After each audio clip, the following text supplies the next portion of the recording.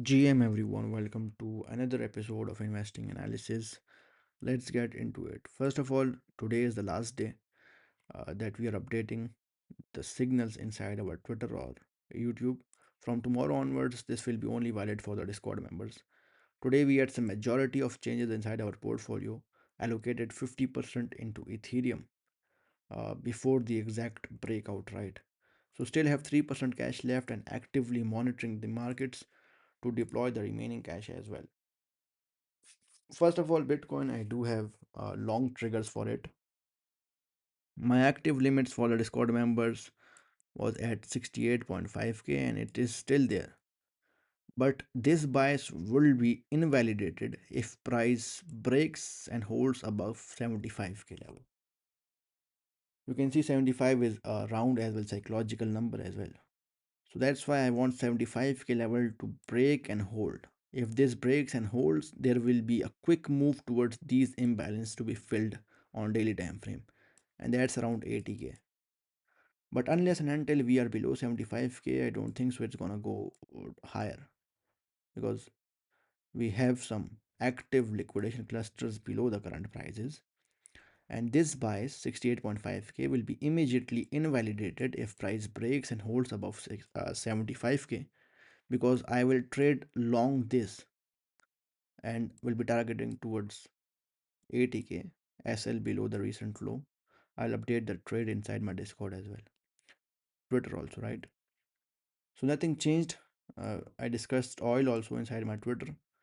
We have a major support at $90 area, which is the range high, as well the 50-day moving average. So wanna see its reaction at these areas. If price fails to hold this area, then it's gonna go drift towards $80, the range low. So nothing. I'll be monitoring it and posting the updates inside my Twitter. So I hope so it's clear for you. We have some clusters of liquidations below current price, but that bias would be invalidated if price holds and breaks above 75k. But for the very short term, I would suggest you to lower your expectations, right? Because you can see we have positive fundings on Velo data. This means new longs are chasing the market and retails are basically in the very short term they are longing. And the evidence you can see as well here. This is a leveraged rally, which must shift back inside spot to confirm the strength of this rally, right? Bitcoin retail's investor volume is decreasing nicely, but I want to see this volume at negative 18%. That would indicate that retailers are now panic sold everything. That would give extra fuel for the market to move much higher.